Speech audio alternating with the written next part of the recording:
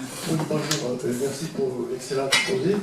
Je voulais parler, c'est pas l'hérédité de l'épigénétique en soi, mais chez la femme, il y a XX, les chromosomes sexuels, et dont on sait que l'homme est tout le temps inactivé. Donc, est-ce que c'est épigénétique? Je pense que oui. Et comment ça se passe? Est-ce qu'il y a une histoire de mosaïcisme ou pas? Est-ce que c'est réversible? D'autre part, quand il y a fécondation dans l'œuf, ce sont les mitochondries de la femme qui passent, et les mitochondries ont de l'ADN. Certes, mais cet ADN est nu, il n'y a pas des histoires, des choses comme ça. Mais est-ce que pour autant il n'y a pas des modifications épigénétiques avec des marques, méthylation ou pas, de cet ADN? Et si c'est le cas, est-ce que ça a de l'importance ou pas? Qu'est-ce qu'on en sait un peu? D'accord, je vois qu'il y a quelqu'un qui est... Victor, c'est ça? Vous connaissez déjà plus que la moyenne publique, j'imagine. Je ne suis pas généticien ni épigénéticien, mais je suis biologiste de formation, médecin Oui. ex-médecin hospitalier. Bon. Alors, du coup, la première question, c'était par rapport à l'inactivation du X. Donc, oui, c'est un mécanisme épigénétique. Donc, pour m'adresse au public, là, donc, et spécialement à la gente féminine. Donc, vous savez que normalement, vous avez deux chromosomes X qui distinguent biologiquement les détenteurs d'un chromosome Y. Et donc, en fait, mais justement, j'en parle parce qu'il y a XY ou XX. Et le but du jeu, c'est d'avoir en fait qu'un X fonctionnel. Voilà, parce qu'en fait, c'est un peu compliqué à expliquer, mais donc il y a des contraintes qui font que vous imprimez une dose de gène provenant du X pour que ce soit équilibré. D'un côté, l'homme qui n'a qu'un X, il n'a pas le choix, et la femme, donc il y en a deux, et si elle exprimait ces deux X, ça poserait des problèmes par rapport aux autres chromosomes. Donc c'est fait comme ça, hein. C'est assez compliqué. Donc, effectivement, assez tôt au cours de l'embryogénèse, vous avez deux X, et il y en a un, de façon liée au hasard, en fait, il y a un chromosome qui va être inactivé ou l'autre. Voilà, inactivé, ça veut dire quoi? Alors ça, c'est intéressant parce que c'est à l'échelle d'un chromosome, c'est-à-dire qu'il y a un chromosome, donc globalement, tous les gènes d'un chromosome X vont être rendus silencieux. D'accord? Alors, donc j'ai dit que c'était au hasard et c'est pas toujours le même. Donc il y a eu le mot mosaïcisme, c'est-à-dire qu'un individu femme va avoir des cellules qui vont exprimer les gènes d'un chromosome X, par exemple on va dire du X paternel ou du X maternel. Parce qu'il y a un X qui vient du père, un X qui vient de la mère, et donc toutes les cellules n'expriment pas que le X maternel ou que le X paternel, il y a un mélange. D'accord ? Et ça se voit dans certaines pathologies, notamment cutanées, on voit il y a des zones qui sont affectées, donc qui correspondent à, quand ça touche des gènes IOX, donc on voit effectivement, on visualise des zones où c'est un X qui est actif ou l'autre X, ça peut se voir. Voilà, donc alors le mécanisme, c'est que donc il s'agit de contrôler un chromosome entier, c'est pas un gène, un chromosome, c'est des milliers de gènes, et donc il y a, dans ce cas, il y a le chromosome qui va être inactivé, va exprimer un petit ARN non codant, enfin petit, pas si petit que ça, qui s'appelle XIST. Bon, enfin, c'est un petit ARN qui va aller enrober un petit peu tout le chromosome et va conduire à son inactivation, c'est-à-dire ça va enclencher plein de processus épigénétiques en cascade pour vraiment verrouiller globalement le X. Globalement, parce qu'il y a quelques gènes aussi qui échappent. Comme toujours, il y a des règles et il y a des exceptions. Et globalement, donc voilà. Donc ça permet de faire qu'il y ait dans un organisme, dans des organismes humains, qu'ils soient mâles ou femelles, on ait la même contribution du chromosome X. Voilà. Et puis après, après c'était quoi? L'ADN des mitochondries. Ah oui, alors l'ADN, aussi, donc quand j'ai dit que l'ADN, effectivement, j'ai dû le dire, l'ADN était majoritairement dans le noyau. Quand on dit majoritairement, on dit, mais alors minoritairement, il est où? Il est effectivement dans les mitochondries, il y a de l'ADN. En fait, les mitochondries, ça vous parle un petit peu le mot, hein, c'est grâce à... c'est un peu... À l'échelle des cellules, c'est les poumons, si on fait une analogie un peu... Hein, en fait, c'est là où se fait la respiration cellulaire.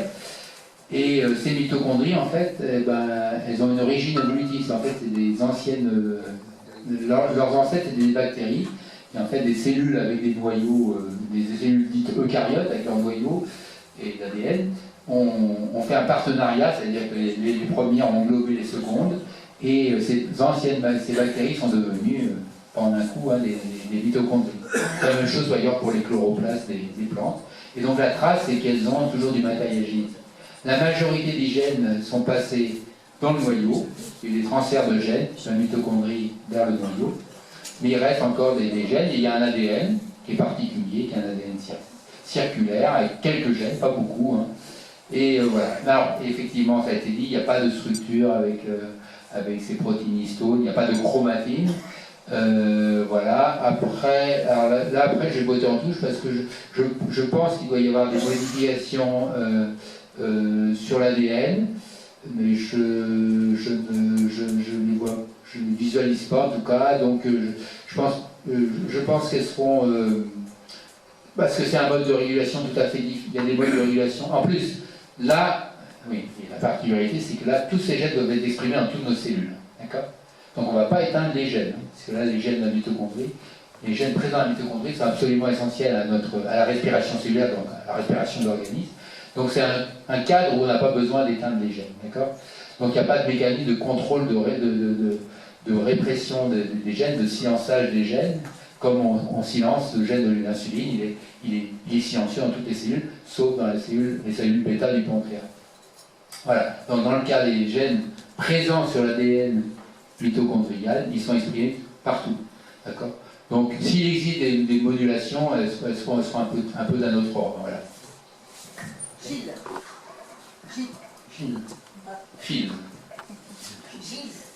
Gilles. On a découvert des mécanismes biochimiques avec les histones et les processus de méthylation. On n'a pas découvert le concept parce que les écarts entre le génotype et le phénotype, c'est quand même extrêmement ancien, hein, le phénomène. Alors, après tout, on a découvert des processus, l'homme, il veut agir, il veut intervenir, notamment pour le bien des patients. Donc, est-ce que vous pourriez nous dire un mot des épimédicaments? Je parle des choses sérieuses, bien évidemment. Et puis, si vous voulez juste dire un petit mot à comment vous avez vécu l'histoire Joël de René en 2018. Ah. Ça a été un phénomène... C'est quoi, oui, parce que... Joël de René, oui, non, mais je vois ce que vous... Il a popularisé brutalement l'épigénétique, en passant sur les télés, en écrivant un bouquin et tout ça, et puis il a disparu après. Hein. Donc il a fait un mal fou en disant que... ce qui a permis à des tas de gens d'aller beaucoup plus loin qu'il ne fallait. Oui. Hein. Et il a disparu relativement. Alors je ne sais pas comment vous aviez vécu, il ne disait pas que des conneries. Hein. Non. Le problème, c'est qu'il laissait entendre des choses qui allaient beaucoup plus loin. Voilà. Donc, le problème avec ce genre de personnage comme Joël de René, j'ai commencé par lui, hein, c'est qu'effectivement il a une certaine légitimité, mais et qui dit pas que des conneries, mais après il enveloppe ça dans un jargon, enfin avec ses propres idées. J'ai lu j'ai même fait une critique du livre, hein, vous pouvez regarder sur le site de la FIS, tout le bien que j'en pense. Voilà, donc bon, c'est toujours pareil, c'est des gens qui ont un impact médiatique énorme, et qui sont évidemment, c'est des gens qui sont invités dans les meilleures émissions de télé. Je sais qu'il était, j'ai vu dans quoi, l'émission littéraire là. Oui, c'est partout. Hein. Oui, la grande bibliothèque, c'est ça? La grande librairie, voilà. Oui, j'avais vu assez. Oui, bon, donc il y a un discours, voilà, mi-figue, mi-raisin, et puis il y a des choses qui sont complètement. Donc effectivement, et puis il avait extrapolé, si je me souviens bien, il y avait le côté science, et puis à un moment il a fait une analogie sociétale de son. Voilà, donc c'est parti dans les délires. Voilà, donc comme il a bien faire, hein, mais. Bon, voilà, donc le problème c'est que c'est pas un épiphénomène, parce que vous avez parmi des gens qui sont très écoutés, et qui parlent très bien d'ailleurs, qui est agréable à entendre, à lire, donc il peut être relativement convaincant. Voilà. C'est pas dans la catégorie quand même des couples de Belges. Il y a des gradations. Hein. Voilà. Après, effectivement, les gens, le public ne peut pas faire la part des choses, hein, évidemment. Il a son CV et tout, et donc voilà, c'est très difficile de voir ce qui est bon, pas bon dans ce qu'il dit, hein, quand on n'est pas dans le domaine. Alors maintenant, les épimédicaments, oui, alors, évidemment, on a parlé d'épigénétique et de côté réversible, donc cette notion de réversibilité, notamment dans le domaine du cancer, des maladies neuropsychiatriques et tout, parce qu'il y a tous des travaux sur l'épigénétique, des dérégulations épigénétiques qui sont derrière tout ça, notamment, je l'ai dit encore dans le cancer. Donc l'idée c'était qu'effectivement on pouvait éventuellement, en agissant sur, je vais parler des protéines d'écrivain et des protéines d'effaceurs, hein, en agissant sur des petits mécanismes, des petites protéines, on pouvait envisager par exemple d'éteindre un gène qui était responsable de la prolifération des cellules, par exemple, hein, d'accord, ou d'allumer un gène qui avait été éteint parce que par contre il avait un rôle de frein par rapport à la prolifération des cellules. Là je place dans le cadre du cancer. Donc c'était une idée tout à fait louable, hein, et donc il y a cette idée d'épimédicaments, c'est-à-dire des choses qui vont modifier l'activité des protéines qui ajoutent ou enlèvent ces modifications épigénétiques pour soit allumer des gènes, soit éteindre des gènes. D'accord ? Alors le problème, le gros problème, c'est que c'est la spécificité. Parce que ces mécanismes sont communs à plein de gènes. Donc, pour ne toucher qu'un gène spécifiquement, c'est très difficile. Alors maintenant, il y a de nouvelles technologies. Parce qu'à l'époque des épimédicaments, il y a ce problème. On balance quelque chose qui va inhiber telle protéine, mais on va toucher plein de gènes en fait. Mais pas que le gène qu'on cible éventuellement. Et maintenant, il y a une nouvelle technologie qui s'appelle, vous avez entendu parler de CRISPR-Cas9. Alors CRISPR-Cas9, on l'a beaucoup vendu, c'est normal, il sert beaucoup à ça, à faire des coupures ciblées dans l'ADN. Mais quand on fait en sorte que les ciseaux ne marchent pas, on peut utiliser CRISPR-Cas9 pour en fait cibler l'ADN de façon spécifique. Parce qu'en fait, c'est quoi CRISPR-Cas9? C'est des ciseaux, mais il y a l'aspect ciseaux, mais ça, des ciseaux, on en avait déjà depuis longtemps. Mais on peut cibler, il y a un petit module, un ARN en fait, qui permet de cibler une séquence spécifique dans l'ADN, d'accord? C'est ce qui fait qu'on cible la coupure, en l'occurrence, à un endroit déterminé du génome, de notre patrimoine génique. Alors on peut utiliser ça, c'est-à-dire en inactivant le côté ciseau, ça se fait depuis longtemps, et par contre on garde le module ciblage, d'accord? Et on greffe, par exemple, puisqu'on parle d'épigénétique, on peut greffer une protéine qui est capable de faire des modifications épigénétiques. Donc vous prenez CRISPR-Cas9, mais qui est incapable de couper, et vous allez vectoriser, en fait, vous allez faire, en ayant greffé la protéine d'intérêt, vous allez pouvoir cibler cette protéine sur un gène, d'accord? Et donc, par exemple, elle va pouvoir modifier l'épigénome localement, d'accord? Donc vous pourrez, ça se fait, hein, vous pouvez envisager d'éteindre un gène ou d'activer un gène spécifiquement. Donc voilà, donc c'est toujours pareil, la science apporte des nouveaux outils, donc il y a des concepts, et puis après il y a des nouveaux outils, et donc on peut envisager, donc les épimédicaments du futur sont éventuellement très sophistiqués avec tout ce qui est l'usage du ciblage. Parce que le gros problème c'est le ciblage. C'était le ciblage de toucher que les gènes. Voilà. Donc là on a une porte ouverte pour toucher de façon épigénétique. C'est de la thérapie épigénétique, vous n'avez pas entendu parler de la thérapie génique, où on apporte, où on modifie un gène, et là c'est de la thérapie épigénétique ciblée, avec ce genre d'outils, assez sophistiqués. Voilà. Anna. Bon, moi, c'est pour. On a une discussion avec ma femme sur les tomates, sur les plantes de tomates. Oui. Elle dit toujours qu'elle veut faire un stress citrique sur les plants de tomates. Oui. Et moi, ça me fait penser à cet affreux généticien russe sous Staline. Oui, je vois. Voilà. Qui vous fait de l'allusion. Je me souviens plus de son nom. Trofim Lysenko. Voilà, Lysenko. Qui a fait beaucoup de bien à l'agriculture soviétique. Et le problème, j'ai très peu de savoir sur la biologie, en génétique, donc c'est une bataille d'opinion. Oui. Comment je vais m'en sortir? Vous pouvez en sortir avec le constat des dégâts que ce monsieur a fait dans son pays. Hein. Oui. C'est un argument. Donc oui, effectivement, en plus, c'était Trofim Lysenko, donc en fait c'était un petit agronome, voilà, sans trop de prétention, mais qui a pu être monté en épingle grâce au régime stalinien. Et parce qu'il vit dans un régime, alors il y a là du coup on va parler de ceux qui ont réussi comme lui, malheureusement, mais il y a aussi des dégâts énormes. Il y avait des très très bons généticiens, notamment Nicolas Vagiov, et un nouveau dont j'ai découvert l'existence, et je suis en train de lire un peu sa biblio, qui ont souffert au péril de leur vie, qui ont fini dans les geôles staliniennes. Et donc il y a eu toute une... Parce que la science soviétique était très, très bonne, hein, et malheureusement l'idéologie s'est emparée de la science. Alors ça avait très mauvais ménage. Du coup la génétique était qualifiée de bourgeoise. Donc il y avait la science prolétarienne et la science bourgeoise. Et donc je schématise, hein, mais à peine, parce que le vocabulaire était un peu celui-là. Et donc Mendel, Darwin, oulala, ça c'est la science bourgeoise.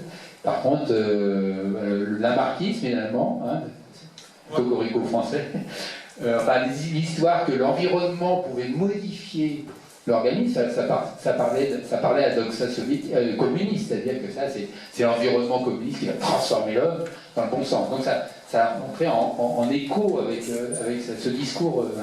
Et donc Trofim Lysenko, quand il a convaincu qu'il pouvait transformer les plantes, non pas par la génétique, mais par l'environnement, notamment en appliquant des régimes de froid.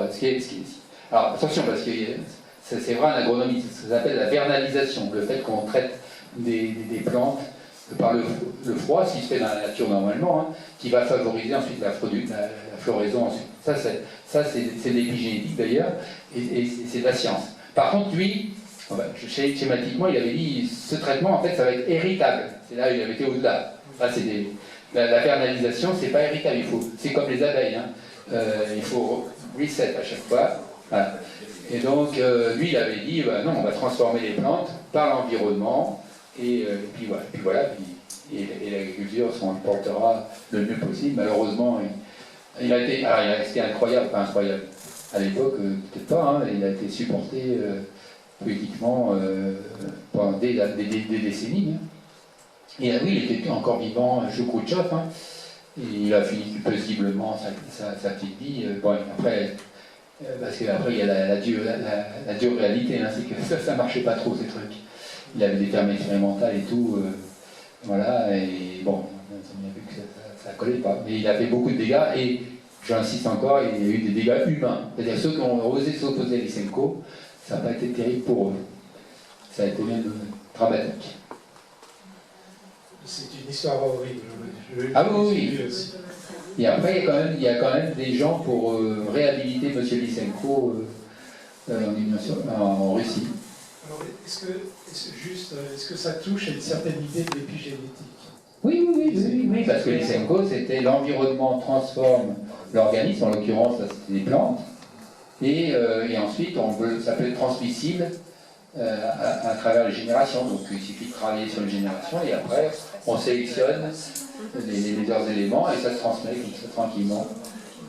Voilà. Avec des connaissances à l'époque, on ne parlait pas d'épigénétique à l'époque. Le mot épigénétique, il est arrivé mais il est devenu populaire assez tardivement. Il est apparu, alors maintenant avec ce que je dis, finalement il serait apparu plus tôt que je le pensais, mais on l'a associé à un monsieur qui s'appelle Waddington, mais finalement ce russe là dont je suis en train de lire un petit peu la vie, il avait déjà des idées sur ce qui pouvait s'apparenter à l'épigénétique.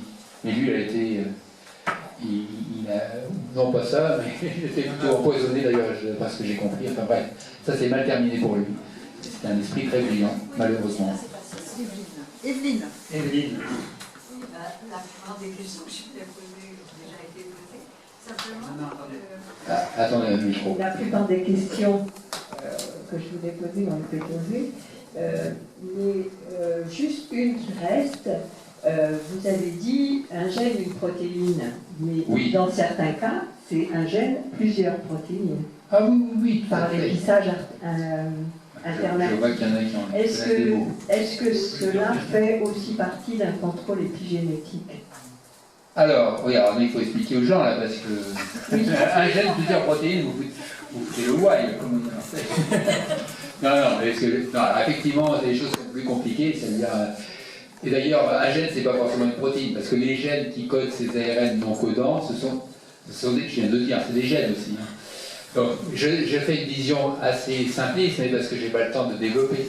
Donc, l'idée, c'est que dans le même gène, on peut garder des portions différentes, d'accord? Donc, vous avez un même livre gène, mais vous allez prendre telle ou telle page, d'accord? Et vous allez faire telle ou telle protéine. Donc, effectivement, un gène en termes de séquence d'ADN peut donner par un jeu de copier-coller, hein, c'est-à-dire on prend certaines pages et on les recolle ensemble, mais pas toujours les mêmes, on va faire des protéines différentes.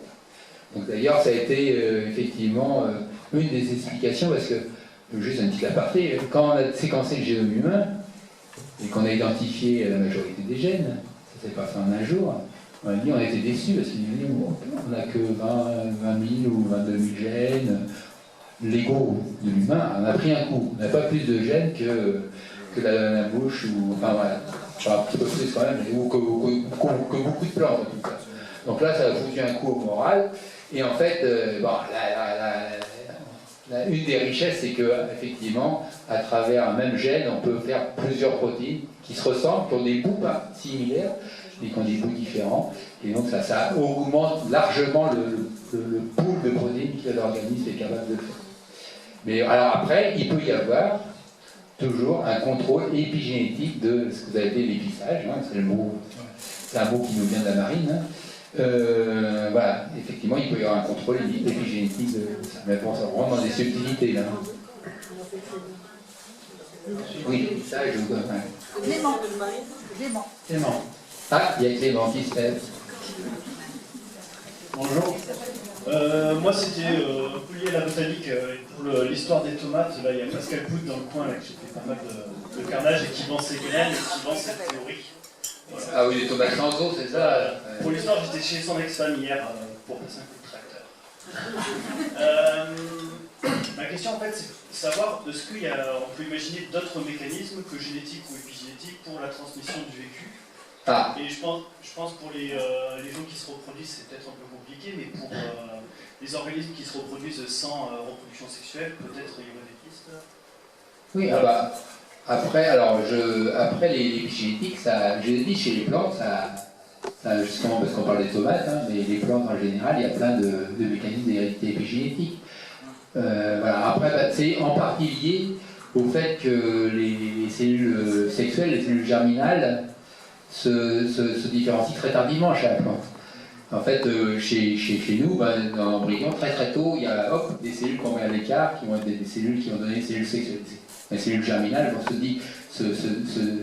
se différencient du reste très tôt. Voilà. Et donc, ça reste un peu à l'écart. Tandis que chez les plantes, ben, elles se font au niveau des fleurs terminales, donc il y a tout le vécu de la plante. Voilà. Donc c'est complètement différent la physiologie. Hein. Donc c'est un peu lié aussi à ça que l'épigénétique sans doute passe beaucoup mieux chez les plantes. C'est la façon dont sont faites les cellules germinales aussi qui est importante. Voilà. Alors après, c'était quoi Pour l'idée, c'est Ah bah oui, d'autres modes. Oui, alors, hein, je vais juste parler de quelque chose qui... Alors, il y a, évidemment, je l'ai évoqué, hein, il y a tout ce qui est... Chez les humains, c'est la culture. Hein, mais bon, autrement, il y a le microbiome, le microbiote. Le microbiote, ben, voilà, qu'on transmet d'une génération à l'autre. Et vous savez, donc le microbiote, c'est tous les micro-organismes qui nous habitent, avec lesquels on collabore et sans lesquels on ne serait pas vraiment ce qu'on est. Alors, intestinal, mais pas que. Hein. On parle beaucoup du microbiote intestinal, mais pas que. Et donc, il y a une transmission de la mère-enfant d'une partie du microbiote. Et donc, sachant que ce microbiote lui-même a un impact physiologique, donc voilà, on transmet aussi par nos petits collaborateurs microscopiques, on transmet aussi des choses. C'est des choses dont on doit tenir compte aussi. Notamment, bah, il y en a qui en tiennent compte pour faire des différences chez vous sans air, mais il y a une histoire entre accouchement naturel et par césarienne. Parce qu'il n'y avait pas la même exposition du bébé, donc je sais qu'il y avait des histoires éventuellement de réexposer le bébé né par césarienne à la flore microbienne maternelle qu'il avait skippé. Mais voilà, donc il y a des pistes sur le microbiote. Voilà. Isabelle, attends, après. Isabelle. Isabelle. Elle est là. Jean-Luc après. Et le microbiote d'ailleurs qui est très important aussi pour les plantes, hein. C'est même essentiel, tout ce qui vit au niveau des... Donc il se transmettent aussi des choses, c'est valable aussi pour les plantes, hein, puisqu'on va avec les plantes, voilà, quand elles se transmettent aussi leur microbiote, hein, qui est absolument essentiel. Merci pour cet exposé qui est vraiment très très clair. On m'entend? Moi j'entends tout ça. Alors ma question c'est dans les définitions. Donc moi je suis généticienne et du coup pour moi la génétique c'est transmis de génération en génération. Et j'ai du mal à penser génétique quand au cours des divisions, ton sentiment là-dessus sur ce problème de définition. Alors, il faut que tu reformules. Donc, je reformule. Je savais que je reformulais. Tout à l'heure on a... Je suis pas sûr d'avoir compris exactement la substantifique moelle. Ouais. Quand on parle de transmission épigénétique, Oui. dans ma tête, c'est forcément d'une génération à la suivante. Bah, quand on parle de transmission intergénérationnelle. Ouais, mais du coup, il faut dire intergénérationnel. Oui. En génétique, moi, j'ai jamais utilisé cette distinction. Pour moi, quand je dis la transmission génétique, il est Oui. toujours sous-entendu que c'est Oui. transgénérationnel. Mais oui, du mais... coup, de penser qu'on fait de la génétique aussi entre cellules somatiques, ou même entre, il existe des champignons par exemple qui ne font pas de méiose, on dit toujours on ne fait pas de génétique avec ces organismes, mais du coup si on en fait avec cette nouvelle définition de génétique et d'épigénétique, puisque du coup ça concerne aussi les transmissions pendant la mitose de cellule à cellule. Oui, oui, oui. Donc il y a l'échelle cellulaire, le fait qu'effectivement, et c'est des mécanismes qui ont été... Et pourtant, je te fais juste remarquer que quand on a parlé de thérapie, tu as dit thérapie génique, et pas génétique, et thérapie épigénétique. Oui, alors là, je peux reformuler après. Non, mais c'est pour dire que... Oui, je crois qu'on dit thérapie génique, hein, je crois, parce que c'est le vocable le plus courant à parce que c'est pas génétique, parce qu'on... Oui, j'ai compris. Alors oui, parce que alors, là, c'est le côté aussi, on touche que les cellules somatiques ou les cellules germinales, qui est largement débattu justement avec l'outil CRISPR-Cas9, hein, ça a encore débattu il y a quelques mois dans le congrès. Est-ce qu'on touche à la lignée germinale ou pas? Mais après, je veux dire, le côté intergénérationnel et transgénérationnel, c'était justement bien spécifié dans le monde de l'épigénétique, parce que c'était pour faire le distinguo, justement, à partir de quand on peut parler d'hérédité épigénétique. D'accord? C'est pour ça qu'on pour la génétique, évidemment, il n'y a pas cette notion, c'est normal qu'on ne l'ait pas employée. C'est fatalement transgénérationnel, la génétique. Mais l'épigénétique, on a mis des critères pour dire attention, la mère à l'enfant, c'est pas forcément l'épigénétique. Il faut attendre X jours. Est-ce que je peux demander Double transgénérationnel. Précision, tu as donné des exemples justement de transmission épigénétique transgénérationnelle, et les exemples précis que tu as donnés impliquent toujours un petit ARN non codant. Est-ce qu'on a des exemples? Toujours. Oui, voilà. Pas toujours, j'ai parlé des plantes. Les plantes, c'est de la méthylation. Oui, mais c'est transmis, l'information est transmise par un petit ARN non codant. Dans le cadre de l'exemple que j'ai cité, non, je ne suis pas sûr. Je suis pas sûr. Par contre, effectivement, chez Caenorhabditis albicans, la plupart du temps, c'est les petits ARN qui font la chose. Parce qu'il n'y a pas de méthylation en plus. L'ADN chez C. albicans. Là aussi, il y a des spécificités. Merci. Merci. Juste, est-ce que tu pourrais préciser le rapport entre vieillissement cellulaire et épigénétique, s'il y en a un? Entre quoi? Entre vieillissement cellulaire et épigénétique, parce que c'est un sujet qui donne justement accès à beaucoup de patamédecines différentes et amusantes. Donc, j'aimerais que tu spécifies le rapport réel qu'il y a. Alors oui, il y a effectivement cette notion d'horloge épigénétique, le fait qu'au cours du vieillissement, alors je n'ai pas de grosses connaissances là-dessus, hein, parce que c'est vaste hein, tout ça, hein. Mais effectivement qu'au cours du vieillissement, nos caractéristiques épigénétiques, on va dire, vieillissent, effectivement s'altèrent, et donc ça a conduit à des s'altère de façon, se modifie en tout cas dans un sens ou dans l'autre, de façon assez reproductive. Donc ça donnait cette idée qu'on pouvait faire mesurer l'âge biologique de quelqu'un à travers son épigénome.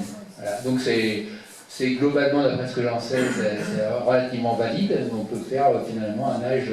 Et après, évidemment, ça a été réexploité. On ne peut plus vieillir. Voilà, oui, après, oui, du genre, effectivement, on va vous rajeunir. Il doit y avoir déjà des crèmes qui vont bien. Il y a eu des crèmes à la télomérase, tout ça, donc c'est... Voilà, mais donc, voilà, donc effectivement, il y a le constat que ça fait partie du vieillissement, d'accord, et le constat qu'effectivement, on peut quantifier ces choses en rapport avec l'âge biologique. Donc ça c'est scientifique. Et puis après, il y a l'usage qu'on fait, et avec toujours ce côté réversible, et voilà. Suivant. Pierre. Oui, merci pour l'exposé et pour le débat qui suit. Un des enjeux qui sous-tend l'âpreté des débats autour de l'épigénétique, c'est l'influence de l'environnement. Oui. Alors, mercredi dernier, dans Le Monde, Sciences et Techniques, il y a un article assez intéressant co-signé par Donchen et deux autres, qui revalorise l'influence de l'environnement, en sachant que le succès de l'épigénétique a été justement de montrer qu'il y avait cette influence qui tournait la page par rapport à un siècle de tout génétique dénoncé par la plupart des généticiens maintenant. Or, c'est bien de montrer les limites de ce retour de l'environnement, mais en même temps, ça peut aller assez loin. Le fait de reprendre en considération, on a parlé de Lysenko, c'est vrai qu'il est banni, mais on peut montrer la marque, etc. Il y a des discours qui commencent à émerger, qui revalorisent un certain nombre d'idées qui étaient bannies jusqu'à présent. Moi, je suis assez familier de l'épigénétique et j'ai beaucoup travaillé sur les rotifères. Ils sont au niveau d'organisation des Cénorazitis elegans. Et par rapport Tout le monde ne connaît pas les rotifères, attention. C'est quoi ça? C'est les animaux les plus nombreux dans le plancton d'eau douce, des femelles transparentes et qui se reproduisent de façon par clone, par phénogénèse mitotique.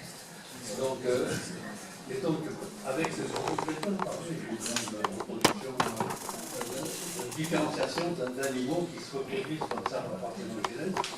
Or, on a des phénomènes qui commencent à être mis en évidence, le transfert latéral de gènes d'une espèce à une autre espèce. De la bactérie cellulaire. Oui. Et on a comme ça beaucoup de pistes qu'il faut explorer. Moi, j'avais peur en venant ici que la critique de la troisième partie soit aussi une critique de l'épigénétique et de la... Ah non, pas du tout. Or, je me suis rendu compte que ce n'était pas du tout le cas. Ah bah voilà, sauvé. Non, mais parce que... Non, je suis d'accord avec vous qu'avec l'épigénétique, on a découvert... voilà. Mais en fait, on parle aussi un peu de façon rapide de révolution. Parce que, de toute façon, il faut toujours exagérer les choses. Moi, j'ai pas vécu une révolution. Et en fait, non, mais l'épigénétique... En fait, le côté d'abord, que l'environnement... impacte l'organisme, c'est connu depuis énormément. Enfin, de toute façon, tous les gens qui travaillent avec le vivant s'en sont rendus compte rapidement, parce que c'est justement, on sélectionnait après les choses, et ça a été écrit depuis très longtemps. Après, c'est juste que le fait que l'environnement nous affecte épigénétiquement, il n'y a aucun problème. À partir, je vous dis, si épigénétiquement, vous ne serez plus le même ce soir. Et selon ce que vous allez manger aussi. Parce que tous ces enzymes, toutes ces protéines qui ajoutent et qui retirent les petites modifications, elles piochent ce qu'elles vont ajouter dans le métabolisme. Et le métabolisme, il est perpétuellement dynamique et évidemment, il est alimenté au sens strict, au sens littéral du terme, parce que ce qu'on mange tout le temps, on a des variations de ces modifications. Ça n'arrête pas de se modifier. On n'est jamais pareil. En termes moléculaires, on n'est jamais pareil. D'accord ? Donc l'épigénétique est toujours là. Par contre, c'est de savoir là-dedans qu'est-ce qui est stable, qu'est-ce qui peut être transmis à la génération suivante ou pas. C'est ça la grande question. D'accord ? Mais que l'épigénétique nous permette de répondre à l'environnement, il n'y a pas de problème et que c'est super comme mécanisme. Voilà. Et voilà. Après, c'est. Voilà. Faut raison gardée après sur ce qu'on peut faire dire à l'épigénétique, surtout en termes d'hérédité. Encore une question. Si. Vous pouvez dire votre prénom? Valérie. Donc, j'ai une petite question par rapport, pour revenir sur ce que vous venez de dire. Est-ce que ça alimente le discours de ceux qui disent que, par exemple, on peut guérir le cancer en modifiant son alimentation? Ça doit pouvoir l'alimenter éventuellement. Après, oui, il y a toujours ces histoires de régime cétogène, de jeûne et tout, qui, pour ce que j'en sais, en tout cas pour certains, il y a toujours eu une publication. Par exemple, je prends le cas du jeûne. Il y a effectivement une publication de M. Walter Longo qui est tout à fait valable, qui a été faite chez les souris, qui a montré qu'effectivement des souris qui étaient en restriction calorique supportaient beaucoup mieux la chimio et survivaient mieux. Mais bon, voilà, donc là c'est toujours pareil. Après, il y a les gens vont faire ce qu'on appelle en anglais le cherry picking, c'est-à-dire on va prendre l'étude sur laquelle on va ensuite construire tout un discours où on va transposer ce qui a été vu dans la souris de laboratoire dans des conditions bien particulières pour en faire une valeur générale en disant que le jeûne c'est bon quand on a le cancer, ce qui n'est pas vraiment le cas, d'accord? Et il faut se méfier ensuite de ces messages simplistes. De toute façon, concernant le cancer, je peux juste... le seul conseil que je donne, c'est de parler avec son oncologue qui lui dira quand même ce qu'il faut faire à ce niveau-là. Mais je sais qu'il y a plein de discours limites qui sont véhiculés sur des pathologies qui ne sont pas sans conséquences. D'accord? Donc effectivement, quand on prend du sucre, on nourrit son cancer et tout, mais attention, et, il faut nourrir l'organisme aussi. Donc tout ça c'est complexe. Je veux dire, je ne vais pas faire de message simple non plus, hein. Justement, j'évite, mais d'abord c'est des cas par cas. Hein. Il y a des individus avec leur pathologie on se rend compte que c'est du cas par cas et qu'il faut les traiter au mieux possible avec un système médical qui est ce qu'il est, avec le temps que les oncologues peuvent passer aussi. Hein. Je sais que c'est contraint. Mais après, surtout, dès qu'il y a un docteur machin truc, parce que les docteurs, il y en a plein. D'abord, les docteurs, c'est pas les scientifiques. Hein. J'ai rien contre. Attention, je suis très respectueux de l'acte médical. Mais non, ils n'ont pas de forme. Non, mais j'ai pas de problème. Je ne suis pas médecin et je les admire, les bons médecins. Mais ils ont une pratique tout à fait respectable. Mais ils ne sont pas scientifiques dans le sens qu'ils ont. La science, c'est quand même une activité un peu à part, hein, avec des règles et des. Enfin, la bonne science, j'entends. Et donc voilà, donc tous ces ouvrages qui ornent les librairies, des docteurs machin, des docteurs bidules, c'est des messages relativement simples, donc faciles à comprendre, qui selon le lecteur, vont tout à fait aller avec ce que la personne pense, donc elle va s'alimenter de ce bouquin, et puis voilà. Donc c'est assez dangereux, parce qu'en général, là on est un peu loin de l'épigénétique, mais voilà, donc s'il y en a qui utilisent l'épigénétique pour dire on va aussi vous guérir votre cancer via l'alimentation pour modifier votre épigénome dans le bon sens, c'est du pipeau, hein, parce que là, on aimerait bien, hein, ceci dit, moi, c'est possible, mais voilà, l'épigénétique est une voie dans l'arsenal thérapeutique anti-cancer, mais voilà. Parce que dans le cancer, encore une fois, il y a des dérèglements, il y a des gènes, notamment dans les cancers, il y a des gènes qui sont responsables de l'épigénétique qui sont touchés. Donc voilà, il y a des anomalies épigénétiques dans le cancer, donc c'est des choses qui sont étudiées. Maintenant, avant d'agir, d'abord, il se passe beaucoup de temps, et encore une fois, pour avoir des outils, le problème c'est toujours d'avoir des outils spécifiques. Dans le cancer, le gros problème c'est la spécificité, et en même temps on est confronté, quand je dis les médecins sont confrontés au fait qu'un cancer c'est hétérogène. Donc il faut être à la fois spécifique et lutter contre quelque chose qui est relativement hétérogène. Pas dans tous les cas, mais dans beaucoup de cas. C'est ce qui fait que la lutte contre cette maladie, qui a fait d'énormes progrès, il faut quand même insister là-dessus, a toujours des choses à acquérir. Voilà. Mais bon, méfions-nous des messages simplistes en tout cas, même s'ils sont séduisants. Une dernière question. Et une dernière question. Moi, c'est vraiment une dernière question.